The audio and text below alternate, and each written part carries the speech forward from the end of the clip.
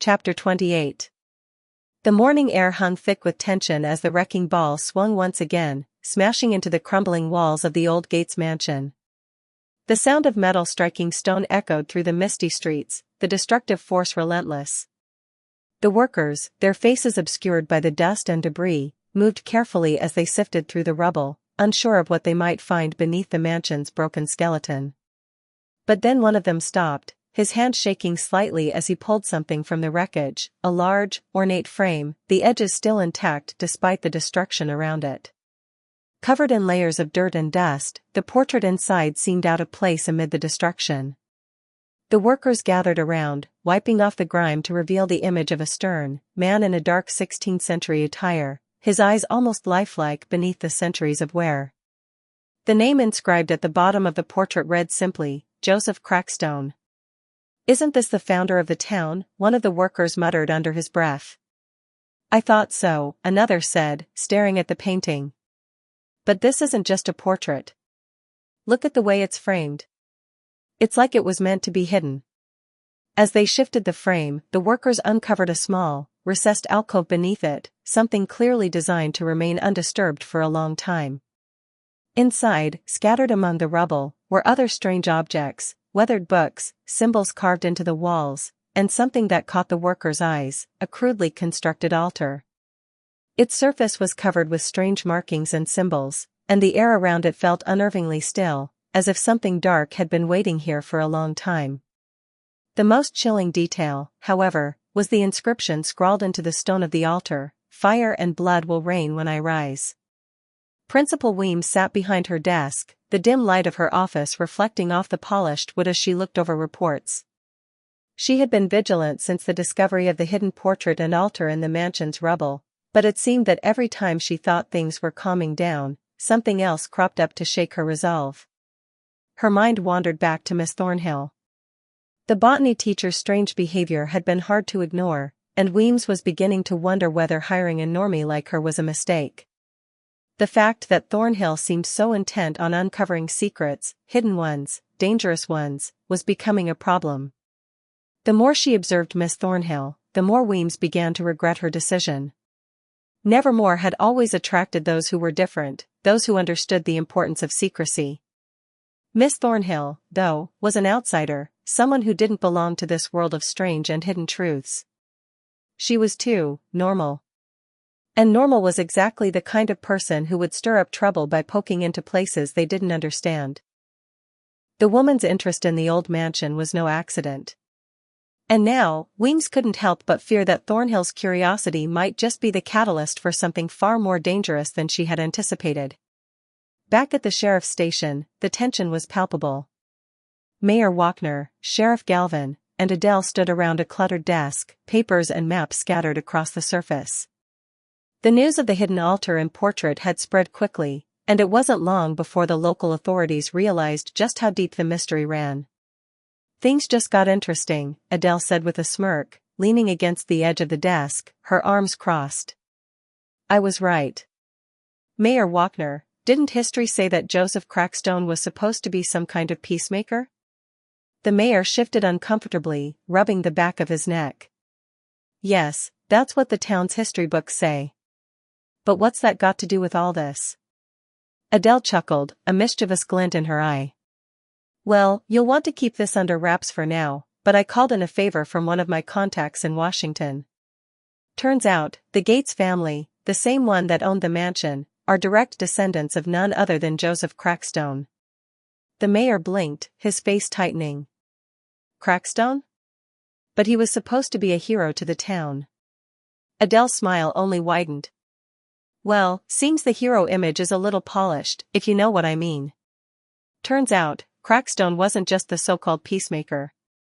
He was also responsible for rounding up the outcasts, the ones he deemed unworthy, and burning them.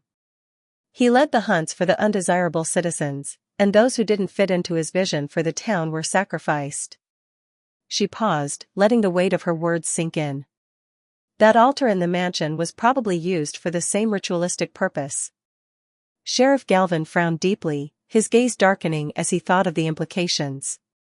"So all those stories about the town being founded on bloodshed, they were true?" Adele nodded. Exactly. Fire and blood will rain when I rise.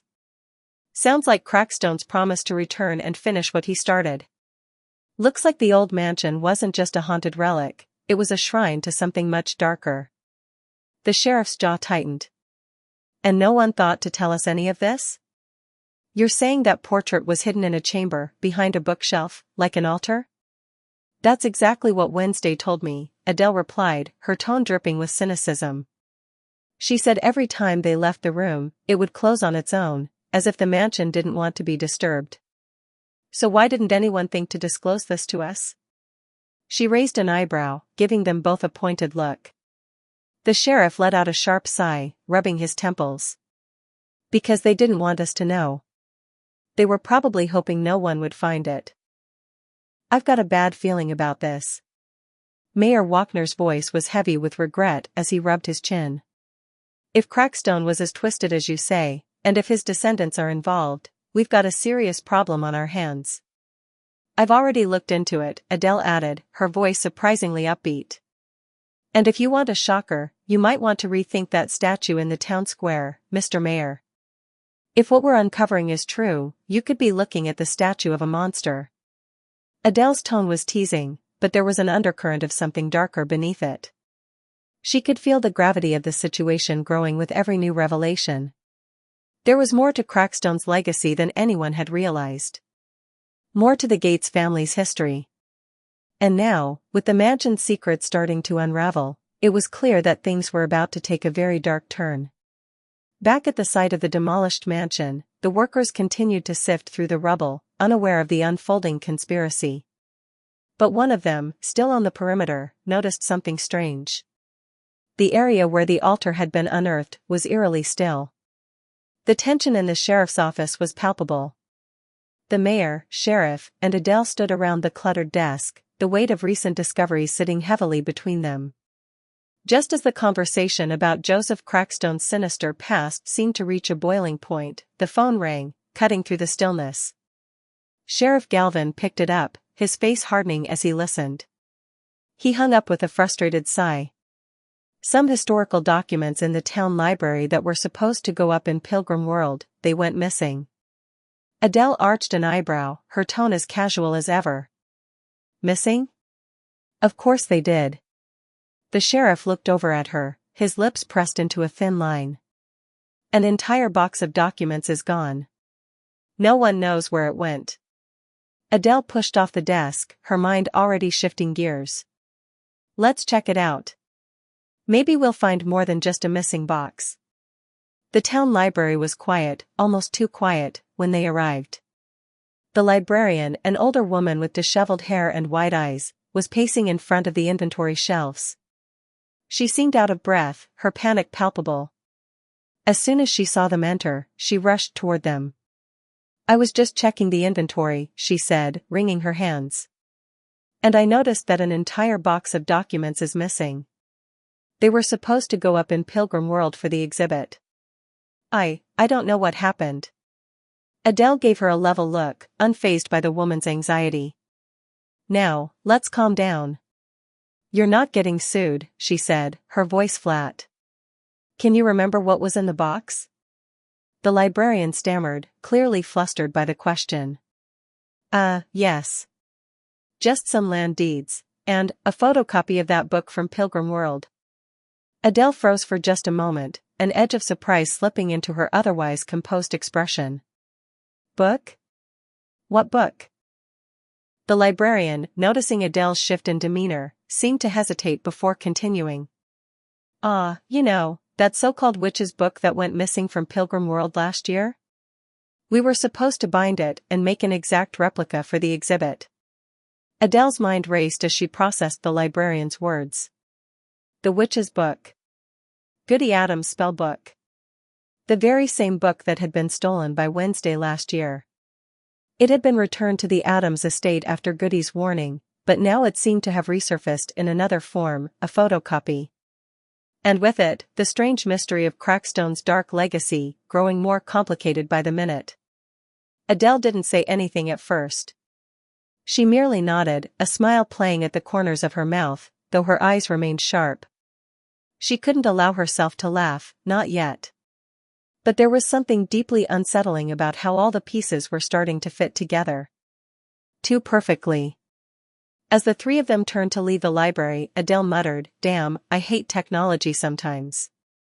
The sheriff followed her out, glancing over at her with a sharp frown. "You think there's a connection?" Adele let out a breath, her voice dripping with sarcasm. "You tell me, Sheriff. An old book goes missing, and so does its photocopy. And we just so happen to have a portrait of the town founder in the rubble of an old mansion, which was being used to house the stolen body parts of dead victims. Do you think there's a connection?" Sheriff Galvin's eyes narrowed, clearly not pleased by Adele's bluntness, but there was no denying the truth of her words. Things were spiraling out of control in ways none of them had anticipated. Meanwhile, at the Po Cup boat race, the excitement among the students of Nevermore Academy was in full swing. The sounds of the race, the splashing of the boats, the cheers from the crowds, carried across the water, but Wednesday Addams wasn't paying attention to the spectacle. Her mind was elsewhere, lost in the shadows that had been creeping closer with each passing day. And then, as if summoned by the force of her own thoughts, Goody Addams appeared before her. Wednesday, Goody's voice, was like a cold wind, carrying the weight of 1,000 unspoken warnings. There are now 3 keys. Protect your family. Wednesday's heart skipped a beat, the familiar chill of Goody's presence sinking into her bones. "Crackstone," she replied, her voice low and steady, though her mind raced. "I burned your book." Goody's figure flickered, her eyes dark with ancient knowledge. "You can't change the future, Wednesday. All we can do is navigate it." Those words hit harder than any of the darkness that had surrounded the Addams family. Wednesday's chest tightened. Navigate it. That was the key. She had believed that by following the orders to destroy the book, by burning it, she had completed her task. A week later the morning mist clung to the ground as Sheriff Galvin, Mayor Walkner, and Adele arrived at the site of the old Gates mansion, their footsteps crunching on the gravel as they approached the ruins. The once majestic structure now stood as a hollow shell, its crumbling walls and broken windows a stark reminder of its dark past. The scene before them, however, made the mansion's eerie presence seem almost insignificant. The bodies of the missing construction workers had been found in the mansion's wreckage. Their remains were scattered throughout the ruins, their bodies twisted in unnatural positions. It was a grisly sight, one that took a moment for the sheriff to fully process. Sheriff Galvin stood motionless, his eyes scanning the scene. This isn't what we were expecting," he muttered under his breath. Mayor Walkner's face was pale, his hands trembling as he took in the horrifying sight. "What happened here? How did they end up like this?" Adele, her face impassive, surveyed the bodies, taking note of the way the workers' limbs had been positioned, disturbingly placed, as if arranged deliberately. But she didn't flinch. She had seen enough to know there was something more to this, something darker. Whoever did this, they didn't just kill them. They sent a message, Adele said, her voice calm, but there was an edge of certainty in it. Look at the way they were positioned. This isn't random. The sheriff frowned deeply. A message? What kind of message could this be? Adele turned her gaze toward him, her eyes sharp. A message that goes back to the foundation of this town. The blood that was spilled here long ago. It's coming back, Sheriff. This is part of something bigger. The mayor shook his head, trying to wrap his mind around it all. What are you suggesting, Adele? That this has something to do with the town's founder, Crackstone? Adele hesitated, then nodded. Yes. It's possible. Crackstone wasn't just a hero to this town, as history paints him. There's something darker about him, something that's been hidden for generations. And it looks like it's resurfacing. Sheriff Galvin held the tip of his hat, clearly struggling to make sense of it. So you think this is connected to him? To his legacy? I do, Adele replied, her voice steady but tinged with unease. And I think we're only scratching the surface. We need to be careful, or the worst is yet to come.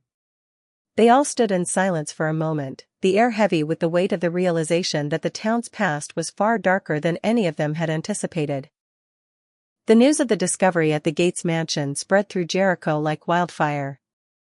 It was the kind of tragedy that the town couldn't shake, not just because of the horrific nature of the deaths, but because of what the mansion symbolized, a dark reminder of the past that refused to stay buried.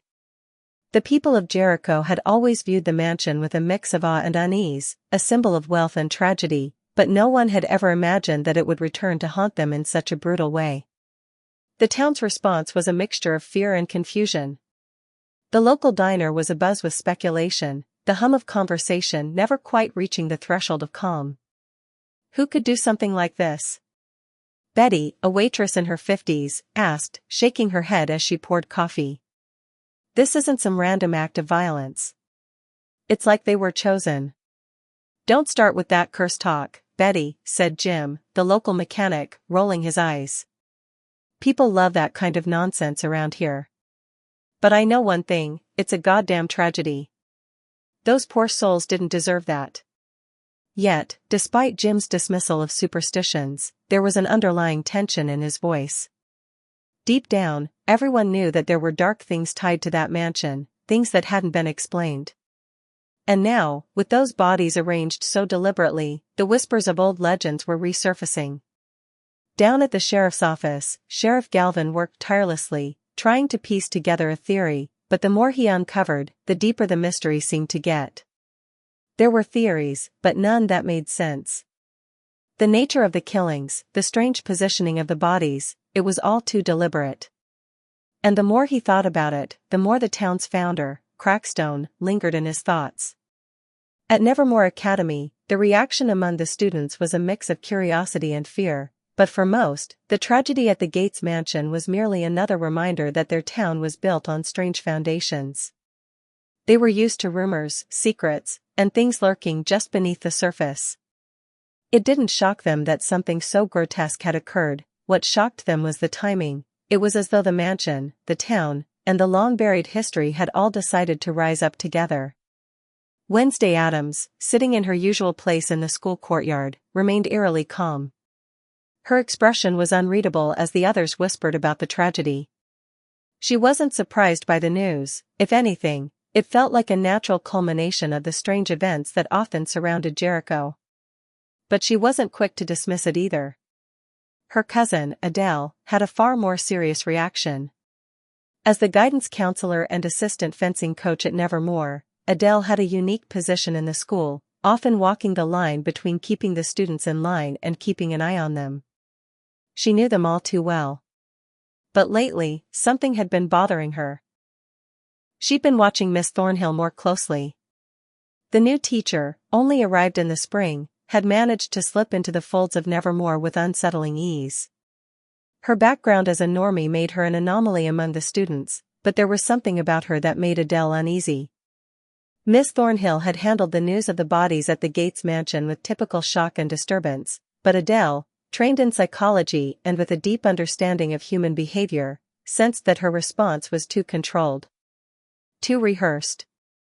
The way her eyes lingered just a moment too long on the details, the slight tension in her smile, the way her posture stiffened as she clutched her hands, everything about her reaction screamed awareness, but not the kind of awareness that was born of genuine horror. It felt like a person who had seen it all before. Or maybe someone who had been waiting for it to happen. Adele had spent years reading people, studying their behaviors, noticing the little inconsistencies in their stories. And Miss Thornhill was full of them. Adele's phone rang sharply, pulling her out of her thoughts. She glanced at the screen, the name Washington flashing in bold letters. She hesitated for a moment, then pressed the green button, knowing that this conversation wouldn't be easy. She quickly moved to her office at Nevermore, her heels clicking on the stone floors, and shut the door behind her with a soft thud. The solitude of the room settled over her, but the tension in her chest remained. Adele, what is happening there? I thought you had everything under control. News about Jericho, it's reached all the way to Washington, Jerry's voice crackled through the line, tight with concern. She braced herself, every muscle in her body coiling in frustration. I'm doing the best I can here, Jerry. Instead of breathing down my neck, why don't you do your job and help me find evidence that proves Miss Thornhill is Laura Gates? Adele's voice was sharp, venom dripping from her words. And don't you dare tell me you haven't found a damn thing. Her body language and behavior scream I'm involved in all this. I can feel it. Jerry's sigh was heavy on the other end. We're still working on that. Working on it? Adele shot back, her voice rising. It's not rocket science. Just look at her. Every move she makes reeks of deceit. You know that as well as I do. A beat of silence passed, and then Jerry's tone shifted slightly. In the meantime, you've got orders to bring in the hide. Adele's eyes narrowed, her fists tightening at her sides. No. If we bring him in, we'll never prove she's using our kind to do her dirty work. They'll scapegoat him, and that'll be the end of it. She practically spat the words, the thought of it enraging her. That's not the answer. Not now. Not ever. We can't let any more people get hurt, Jerry insisted, his voice grim. Adele's teeth clenched.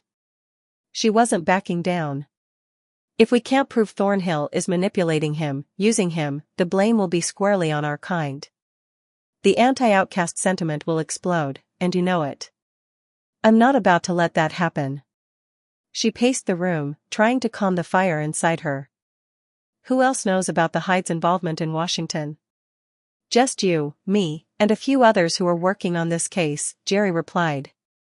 Adele's gaze hardened as she held her ground. Good. Tell them to keep their mouths shut. The last thing we need is more fuel for the anti-rhetoric in Washington. If those normies find out, she paused, her voice taking on a colder edge. They'll use it against us in a heartbeat. All right, Jerry said, his voice resigned but still tinged with concern. I'll do what I can. You have my word. As the line went dead, Adele took a long, steadying breath, closing her eyes for a moment. The conversation had been a battle of wills, and this time, she hadn't relented. She was right, and she wasn't about to back down, not now, not ever. Like, comment, and subscribe to be notified for updates on this series.